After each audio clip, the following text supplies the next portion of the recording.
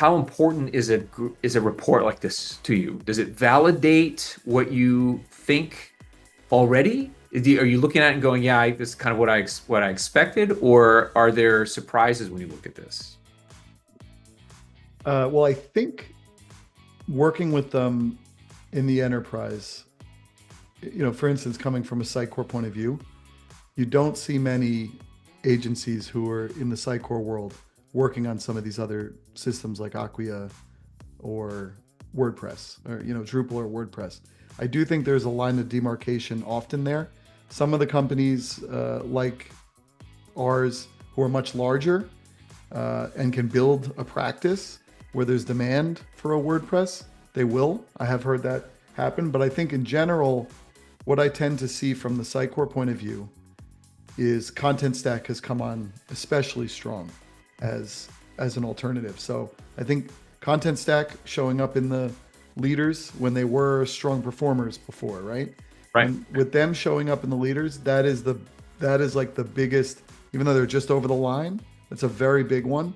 And I think it was that Lytics acquisition that helped a lot of those fundamentals that pushed it to that realm. But I think the paranoia, kind of echo that word again, for vendors and kind of not knowing exactly where they stack up, gets more difficult when things are changing so rapidly.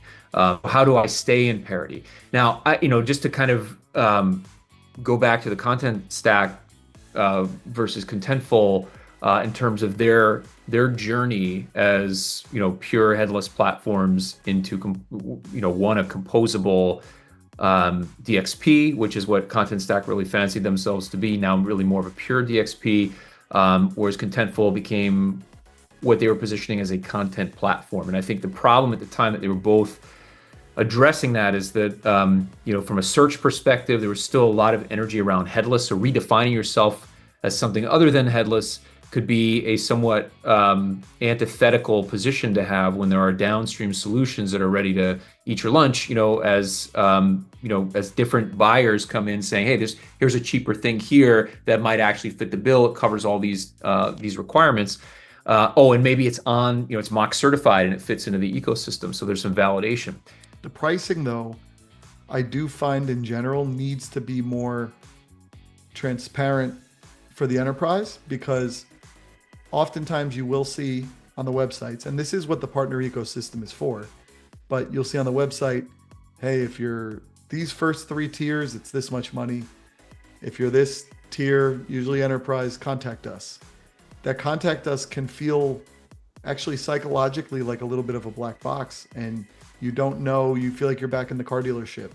And is that them going to talk to their manager? Or because pricing comes into play in a huge way. A lot of these platforms have reached a level of positive similarity where they all provide a really high level. Like I look at Sitecore XM Cloud, that has now come into play in deals, potentially because there's some pricing give that might have not been there in the past, especially to get new customers. You always hear the net new logo thing, right? But that's a hard moving target.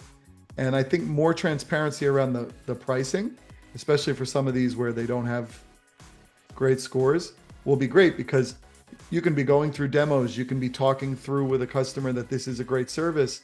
And then when that estimate hits, a few of us could be looking silly because the customer didn't know what it was going to come to. And we might have, as a partner, not known because, the vendor wants to show that price themselves and go through it. And so as someone in the middle who's going to do the build, I do think even if it's to the partners, the pricing transparency